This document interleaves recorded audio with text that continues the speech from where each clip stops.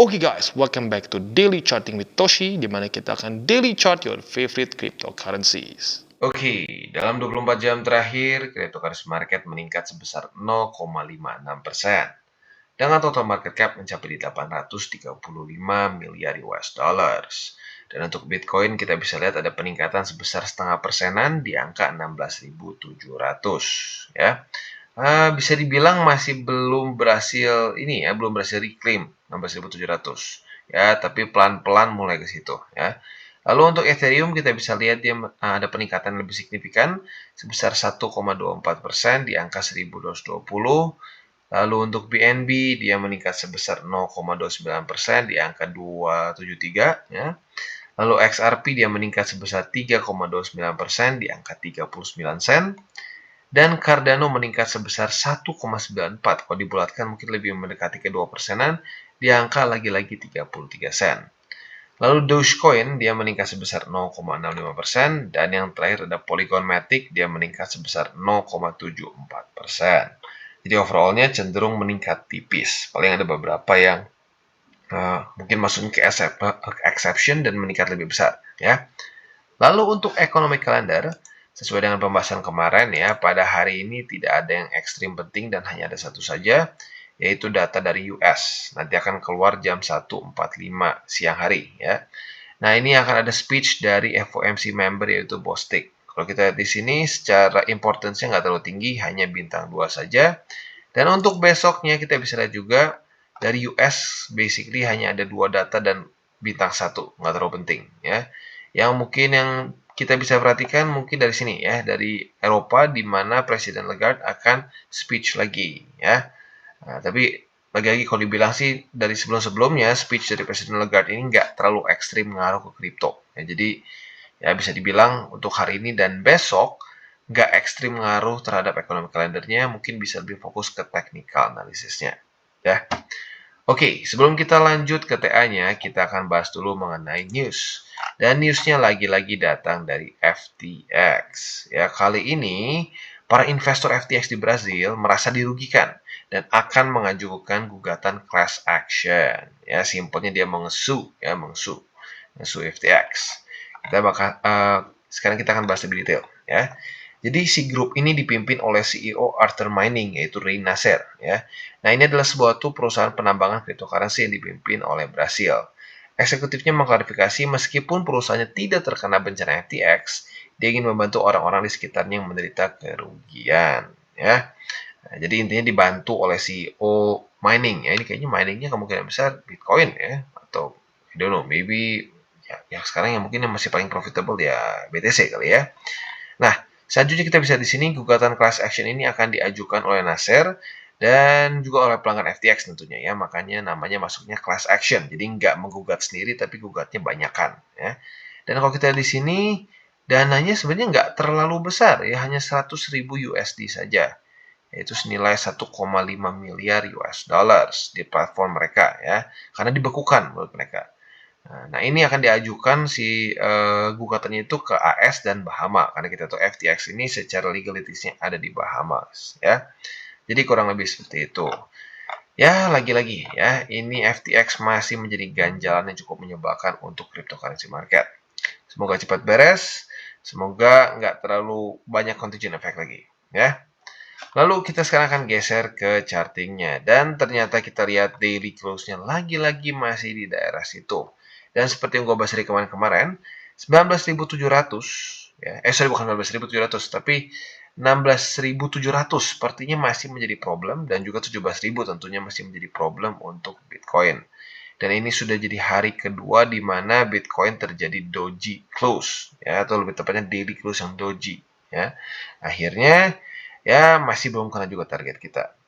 Nggak apa, minimal ya salah satu PR dia selesaikan, yaitu tetap bertahan di atas dari 16.200-an. Ya, jadi minimal masih seperti itulah ya. Lalu untuk long termnya ya kita sudah hafal lah ya, untuk Bitcoin masih cukup jauh dari long termnya, yaitu PR dia untuk mulai retest lagi MA20 dan juga 19.200 ya. Untuk sekarang kita masih bisa lihat ini candle FTX masih sangat menyebalkan untuk dilihat, dan ya jujurnya bikin mata sedikit perih ya. Dan kadang-kadang gue suka kepikir lagi gitu, kalau kita nggak kena permasalahan FTX ya, kita bandingkan nih dengan Nasdaq gitu ya. Ini weekly Nasdaq nih, weekly S&P, weekly Dow Jones. Menurut gue Bitcoin akan sehat-sehat aja ya. Kebayang nggak sih udah oke nih di sini, udah mulai weekly close di atas dari EMA 20, artinya sudah mulai masuk ke full support band. Tiba-tiba dapat FTX langsung boom, drop. Dalam seminggu drop 22,02% ya. Tapi lagi-lagi, kita bukan yang punya markets, kita nggak tahu kapan ada event-event seperti gini ya. FTX yang jebol gitu ya. Kalau cuma broker kecil atau exchanger kecil oke lah, nggak terlalu ngaruh. Tapi FTX adalah salah satu exchanger yang volumenya sangat besar. Ya, jadi ini membuat contagion effect gitu kesannya. Sama kayak tahun 2008 di mana dulu itu Lehman Brothers ya. Lehman Brothers bangkrut itu membuat ekonomi berantakan semua ya. Bahkan nggak cuma di sektor ekonomi saja atau di ya traditional finance lah gitu ya. Tapi geser juga sampai ke berbagai macam aset kelas lain gitu. Jadi ya kadang-kadang kita nggak bisa atur ya. Ini mungkin masuknya ke black swan event ya. Nah, selanjutnya kita bisa lihat untuk indeks dolar, dia masih dalam kondisi yang bisa dibilang ya otomatis masih sama ya, karena sekarang kan sedang udah masuknya ke weekend ya. Nah, yang mungkin yang gue lebih ingin bahas adalah jangan sampai ini menjadi daerah demand dan dia mulai naik lagi ke atas. Karena kalau sampai di hari tes ke 108, 109, 110, kebayang Bitcoin akan kebanting sampai mana. Menurut gua, kalau bisa sampai menuju lagi ke daerah sini 114, Bitcoin kemungkinan besar sudah di price range antara 12.000 sampai 10.000. Ya, jadi lagi-lagi harapan gua adalah minimal pressure dari indeks dolarnya nggak meningkat. Ya, semoga sih dia lanjut turun dan bisa pelan-pelan membantu Bitcoin recover lagi dan menuju ke bull market. Ya. Dan seperti yang tadi gue sudah bahas sedikit juga untuk Nasdaq, S&P, dan Dow Jones ya, risk on aset lain cenderung masih oke. Lagi-lagi alasannya karena mereka nggak dapat FTX-nya mereka. Ya, jadi makanya sekali lagi gue sangat kesel dengan FTX. Karena kalau tanpa FTX, sejujurnya ya, Bitcoin ini sangat berpotensi untuk minimal di tes MA200 kemarin. Ya. Tapi ya karena faktanya FTX terjadi, ya kita lihat sendiri berantakan. Ya. Jadi kurang lebih seperti itu ya secara makronya ya. Dan kita akan bahas ke buy limit selanjutnya. Tetapi sebelum kita masuk ke buy limit seperti biasa gue harus ingatkan dulu bahwa DCWT ini bukanlah financial advice. Ya tujuannya ini untuk edukasi dan membiasakan para subscriber gue untuk lebih mengerti charting ya. Dan bagaimana cara untuk mendukung TCI? Ada banyak. Lo bisa like our video, bisa share our video, bisa juga menggunakan link refraktor di bawah ya. Oke, sebelum kita lanjut ke buy limitnya, kita akan dengar dulu pesan-pesan dari sponsor kita pada hari ini. Oke, today's video is brought to you by MeTrade, di mana kita bisa trade lebih dari 400 financial markets dengan zero commissions, competitive spread, flexible leverage, dan juga fast and reliable order execution. Ya, nah tentunya kita tahu dalam kondisi market yang seperti sekarang, apalagi beberapa bulan terakhir, kripto ini cukup volatile ya, apalagi drop ekstrim karena FTX kemarin. Nah, tentunya ya beberapa dari kalian mungkin berpikiran untuk diversifikasi ke aset kelas lain. Nah, tentunya di exchanger, arguably kita sulit untuk melakukan itu ya. Nah, bagaimana cara alternatifnya? Kita bisa menggunakan MeTrade. Karena seperti yang kita bisa lihat di sini, kita bisa trade berbagai macam aset kelas, mulai dari forex, commodities, major indices, shares, dan lain-lain ya. Dan yang gue suka juga dari MeTrade ini adalah mereka ada demo account. Jadi lu nggak harus langsung depo ya, lu bisa coba dulu demo account. Ada sebesar 50.000 USD yang bisa lu pakai untuk bereksperimen ya, dan membiasakan diri untuk trade di broker karena ada sedikit perbedaan dibandingkan dengan trade di exchanger ya. Dan selain itu juga yang gue suka adalah secara tampilan dia cenderung intuitif dan lebih user friendly ya. Kalau zaman dulu kita harus menggunakan MT4, di MeTrade dia langsung sudah terintegrasi, kita tinggal klik-klik saja langsung bisa masuk, dan untuk mengakses demo account juga jauh lebih mudah ya. Jadi buat lo yang tertarik untuk diversifikasi atau mencoba aset kelas lain, bisa pertimbangkan untuk menggunakan MeTrade.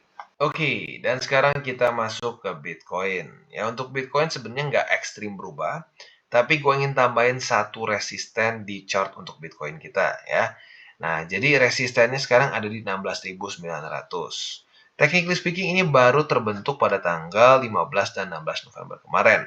Awalnya gue pikir kayak ya udahlah bakal lanjut lagi ke atas. Tetapi setelah beberapa hari ini dan retest sekali pada tanggal 18 November, sepertinya ini bisa menjadi satu price range baru ya. Nah, jadi untuk posisi long masih sama seperti kemarin ya. Retest 1, retest 2 di 16.200 bisa pertimbangkan posisi long. Nah, sebelumnya target TP hanya satu saja di 17.621.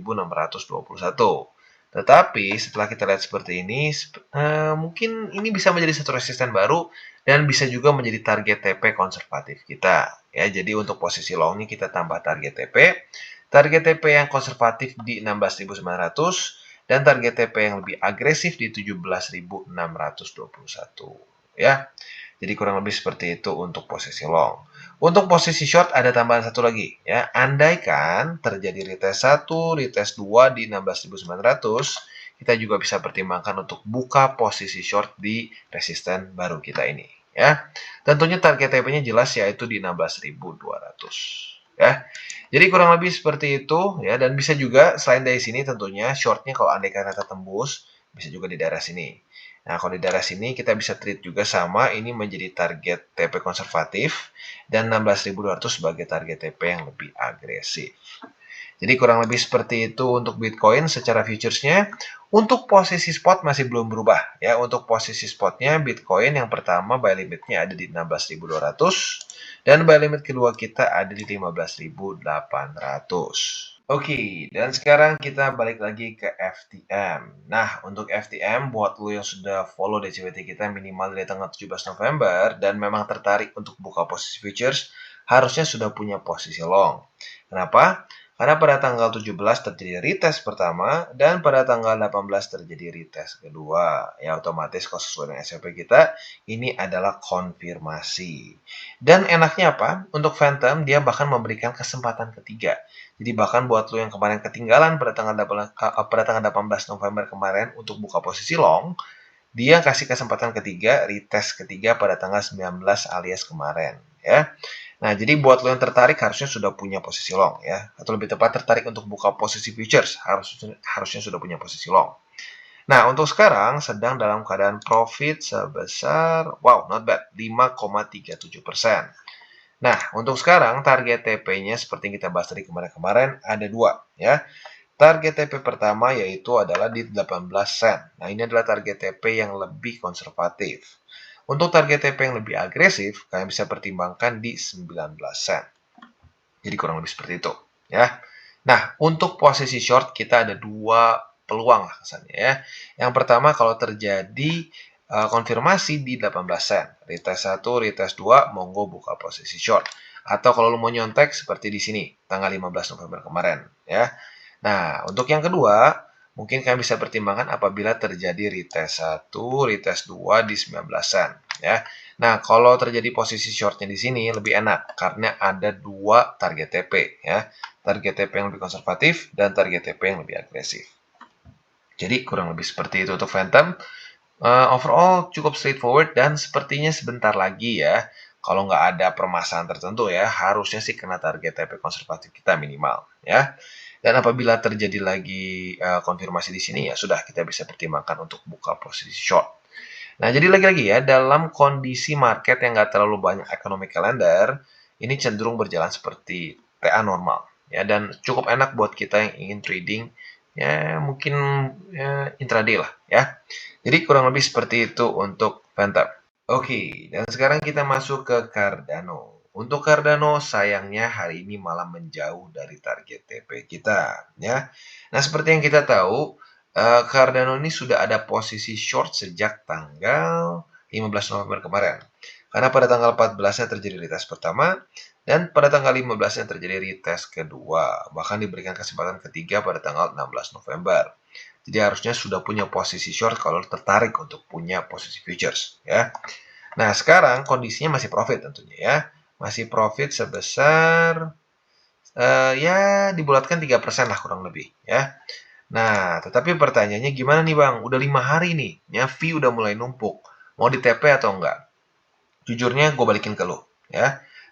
Kalau gue pribadi mungkin ini udah lumayan lama ya, jadi mungkin gue lebih cenderung ke ya udahlah TP aja begitu. Tapi buat lo yang merasa bahwa nggak apa-apa Bang, gue udah siap, gua mau tunggu nih antara kena target TP gua atau enggak.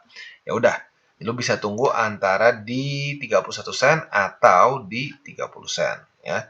Nah, sebenarnya kalau buat lu yang konservatif kemarin ya, di hari ya sebenarnya di hari pertama ya. Sayangnya kalau hari pertama nggak bisa. Ya nyaris kena target TP konservatif kita, tapi sayangnya enggak ya. Ya lagi-lagi yang market bukan punya kita ya. Lalu untuk posisi longnya masih sama seperti kemarin setupnya.